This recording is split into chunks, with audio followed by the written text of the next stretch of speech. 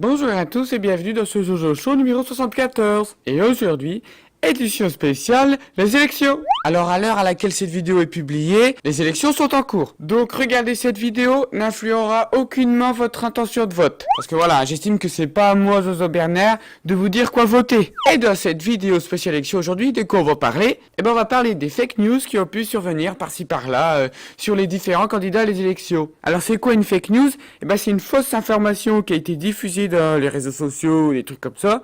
Le but étant principalement de discréditer un candidat ou alors de montrer que le candidat, il vaut la peine d'être écouté. Alors des fausses informations, il y en a eu plein.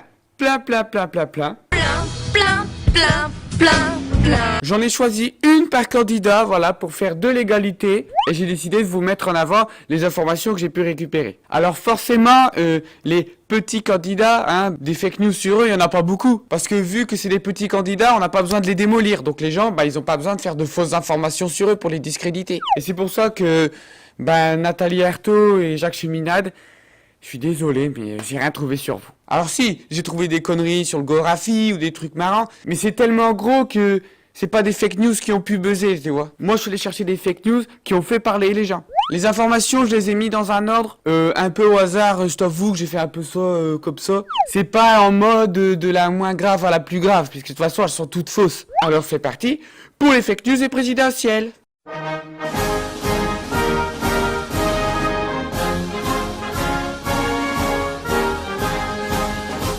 On va commencer avec une première fake news sur la Rolex de Jean-Luc Mélenchon. Sarkozy avait une Rolex, tout le monde trouvait ça stylé.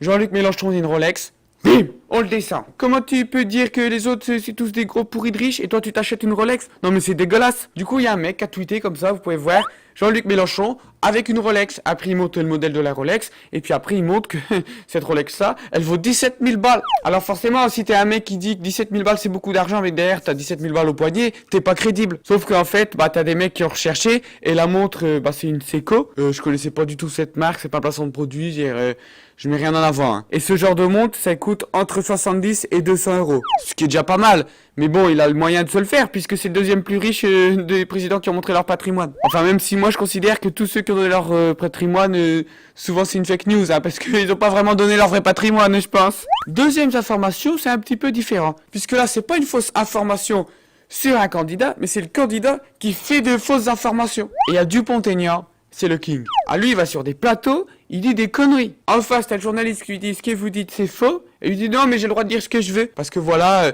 Dupont-Aignan, et c'est pas le seul, il a soutenu que Fabius, qui était le ministre des Affaires étrangères en France, il a soutenu le djihadisme. Sauf que, je vais pas commencer à rentrer dans les détails, mais en fait, c'est une mauvaise formulation d'un article qui a fait qu'on peut penser ça. Alors que c'est pas vrai du tout, il a jamais soutenu le djihadisme. Et le problème, c'est que Dupont-Aignan, dans cette même interview, il enchaîne les conneries. Alors tout ce que je vous dis, j'ai trouvé dans un article de Libération. Je vais pas tous les énumérer parce qu'il en dit pas mal des conneries. Donc je me le mettrai en source si vous voulez pour aller voir un peu toutes les conneries qu'il dit. Il a même dit que si la loi CETA passait, c'est une loi qui permet l'échange avec les États-Unis et tout, et on aurait plein de bœufs aux hormones canadiens en France. Or, c'est bien stipulé que avec la CETA, ils pourront emmener du bœuf en France, passer de 6 000 tonnes à 60 000, donc 10 fois plus, mais qui soit bien aux normes européennes. Donc il n'y aura pas toutes les hormones de merde canadiennes. Enfin bref, le gars il a dit plein de trucs, et devant les journalistes, il dit des conneries, les journalistes le reprennent, et il les envoie chier. Donc c'est quand même... ceci, Dupont-Aignan est quand même connu pour ça, parce qu'il a quand même bien envoyé chier TF1 en disant qu'il fallait faire un grand débat avec 11 candidats. Et mine de rien, il a eu raison. Enfin bref, c'est tout ça pour dire qu'il y a des fake news qui discréditent quelqu'un, et il y en a qui s'en servent pour discréditer les médias ou les adversaires. Alors, cette troisième information, moi je l'aime bien. Moi, on m'a fait beaucoup rigoler. C'était que Macron avait une vie cachée homosexuelle. Il a dû lui-même s'en défendre lors d'un discours.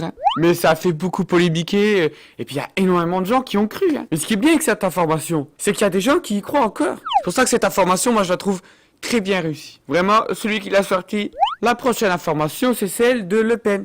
Et là, comme Dupont-Aignan, c'est une fake news pour se mettre en avant. En fait, il y avait un reportage sur la chaîne C8 où ils étaient en train de faire une interview d'un pro Front National. Et le mec, c'était un gros raciste de ouf, tu vois, il balançait des horreurs. Et après, le maire de Hénin-Beaumont, c'est pas loin de chez moi, tu vois, c'est le patelin Front National. Et il a mis un tweet comme quoi la personne filmée lors de ce reportage, c'était un acteur. Que c'était même l'ingé son de Canal+, qui se faisait passer pour un mec raciste et qui aimait le Front National. Comment il a fait? Eh ben sur la page Facebook du mec, on pouvait voir à travailler où ingé son Canal+. Sauf que ça a été rajouté. Ce mec n'avait jamais travaillé à Canal+. Et en fait là où c'est fort, c'est que Marine Le Pen derrière, eh ben cette information, elle a eu dans l'oreille et elle a dit bah vous voyez les médias, vous êtes tous des manipulateurs, qui est un petit peu vrai. Mais là elle avait tort. Donc elle s'est servie d'une fausse information pour discréditer comme ça non pas un adversaire politique, mais un média. Et du coup se dire, voyez, on est tous contre moi, il faut pas les écouter, moi je suis bien. C'est la technique favorite des politiques ça. Les médias ils sont tous contre moi.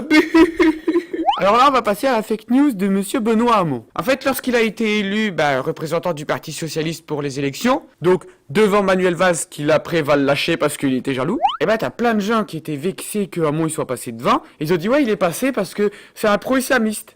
Du coup, t'as des gens qui ont dit ouais, Hamon en fait, il est un peu musulman, même qui s'appelle Bilal Hamon.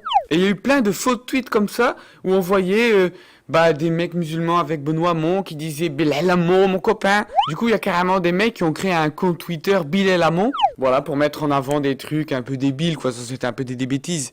Ils avaient fait la même aussi avec Macron, hein. Ils avaient appelé Jamel Macron. Mais le problème, c'est qu'il y a des gens qui ont vraiment cru qu'il s'appelait Bilal Hamon et que c'était un pro-islam. Et face à ça, Benoît Hamon, il a plutôt bien répondu. Il a dit que Bilal, il trouvait que c'était un très joli prénom. La fake news suivante, elle concerne Monsieur Lassalle, hein, le petit rigolo de service. Il y en a toujours un dans la classe, c'est le petit rigolo, et lui, il est là.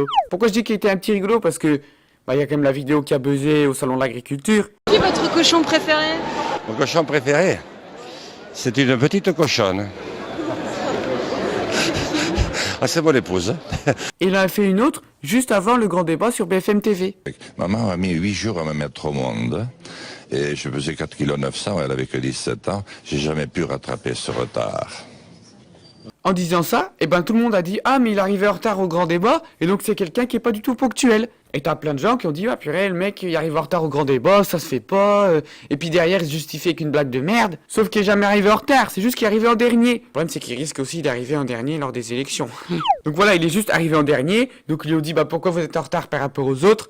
Il a fait sa blague, mais c'est quelqu'un de ponctuel. Et la preuve c'est qu'au grand débat il était là en même temps que tout le monde. Donc voilà, faut arrêter de faire passer les gens pour des trucs qui sont pas. La fake news suivante, c'est une ancienne fake news qui est devenue vraie. En fait, monsieur Asselineau, pendant longtemps, on l'a pas pris au sérieux. Ce qui fait qu'il y avait des sites internet qui avaient publié les futurs candidats à la présidentielle, et ils avaient pas mis monsieur Asselineau, mais ils avaient mis d'autres personnes qui s'étaient présentées, mais qui n'ont pas eu leurs 500 signatures. Hein. Et du coup, t'avais des supporters, entre guillemets, de Asselineau, qui étaient un peu vexés, qui l'avaient rajouté au photomontage, dans le truc. Et donc, on voyait les candidats aux élections, et il y avait Asselineau dedans.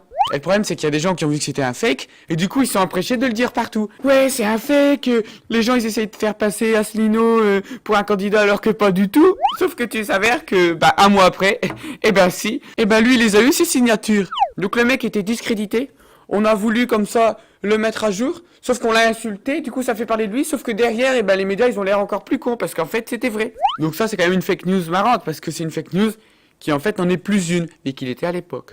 Avant-dernière fake news de cette vidéo, c'est celle qui concerne monsieur Philippe Poutou. Poutou, Poutou, Poutou. Poutou, Poutou, Poutou, Poutou. En fait, c'est un mec qui a créé une affiche, et on voyait comme ça un Poutou qui était retourné, et qui disait « C'est quoi mon slogan déjà ?» Parce que pendant le débat de BFM TV, il arrêtait pas de s'y retourner comme ça. Sauf que monsieur Poutou, derrière, il a vu cette affiche, il l'a trouvé drôle, et il a dit, ouais, vas-y, je la partage, hein, tranquille. Parce que le mec a de l'humour aussi. De toute façon, quand t'es ouvrier et que tu te présentes au présidentiel, c'est que t'as un petit peu d'humour, hein, parce que tu sais très bien que tu vas pas gagner. Mais c'est important de le faire, parce qu'il faut quand même se faire entendre. Bref, c'est quand même un truc qui était assez drôle, et qui a vachement buzzé. Et pareil, t'as des gens qui sont excités, oh, ce mec est vraiment génial, il a vraiment trop de recul sur lui-même pour faire des trucs comme ça. Sauf qu'à la base, c'est une blague d'un site qui s'appelle Golem 13, qui est spécialiste pour faire des fausses affiches. Et la dernière info, une info que je trouve quand même vraiment bien, puisque c'est une info qui a voulu comme ça mettre en avant un candidat. Donc vous avez compris, hein, par élimination, il reste Monsieur Fillon. Alors qu'est-ce qui s'est passé sur Monsieur Fillon? Alors lui, il y en a eu plein, hein, avec l'histoire de Pénélope, le suicide, tout ça. Et moi, celle qui m'a marqué, c'est celle où on dit qu'il est blanchi. Parce que vous savez, hein, il est impliqué dans plein d'affaires de magouilles, alors que lui-même avait dit la France doit connaître la vérité. Enfin bref, c'est tous les mêmes. Et moi, ce qui m'a marqué, c'est qu'il y a des articles comme ça qui sont sortis, ils ont dit eh oh, arrêtez de vous moquer de Fillon, il a été blanchi, d'accord? Donc ça veut dire qu'il était innocent et qu'on lui a craché dessus. Moi, j'ai entendu ça, je dis merde, je lui ai tellement craché à la gueule que je passe pour un con maintenant. Sauf qu'en fait, non, pas du tout. Il a jamais été blanchi, le mec. Le mec, il est encore dans la merde. Mais on te fait croire qu'il est blanchi pour te redonner espoir, comme ça, juste avant les élections, pour que tu puisses aller voter pour lui, la conscience tranquille. Et ça, c'est une fake news qui est assez différente des autres. Puisqu'en fait, au lieu de cracher sur quelqu'un, elle va, comme ça, embellir ce monsieur. Alors, des fake news, il y en a eu plein, vous avez vu. J'en ai pris que 9, parce que Artaud et Cheminade, bah voilà, je l'ai pas trouvé. Mais si vous avez trouvé, n'hésitez pas à les mettre en commentaire, hein, moi ça me fera bien marrer. Hein. Mais bon, il faut savoir que les fake news, ça concernait surtout les mecs de la droite. Donc Le Pen, Fillon, Macron, hein, contrairement à ce qu'on pourrait penser. Assureux, il y en a eu plein. Mais bon, par souci d'égalité, j'allais pas parler que d'eux, je voulais aussi parler un peu de tout le monde. Donc voilà, c'est la fin de cette vidéo. J'espère que je t'ai instruite. Enfin, pour le coup, je t'ai pas vraiment instruit. Je t'ai désinstruit, puisqu'en fait, savoir ça ne sert complètement à rien. Et bon voilà, j'espère que cette vidéo t'aura fait marrer. Mais si t'es pas content parce que j'ai craché sur le politicien que tu soutiens, eh ben je m'en fous. Donc on se retrouve bientôt pour une prochaine vidéo. J'espère que ce format un peu spécial t'a plu. N'hésite pas à me le dire dans les commentaires. Et on se retrouve bientôt internet. Au revoir. Oh putain, tu devineras jamais c'est qui au premier tour. Eh ben